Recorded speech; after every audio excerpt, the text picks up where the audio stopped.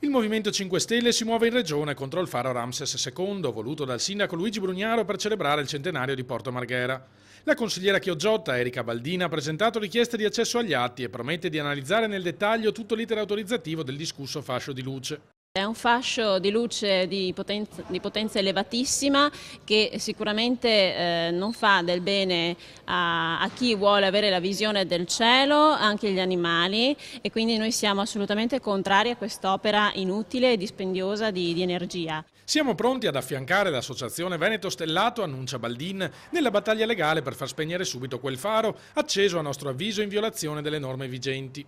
Inoltre ho chiesto anche quali sono state le valutazioni che hanno portato l'osservatorio contro il fenomeno dell'inquinamento luminoso a dare il proprio avallo di compatibilità rispetto alla legge regionale 17 del 2009, che invece secondo me vieta qualsiasi tipo di fascio luminoso che illumini la volta celeste. Proprio sull'inquinamento luminoso, ricorda Baldini, il Movimento 5 Stelle ha presentato in Consiglio un progetto di legge. È ora di smetterla con pagliacciate come quel fascio di luce e cominciare a combattere davvero contro tutti i tipi di inquinamento che devastano il nostro bellissimo Veneto.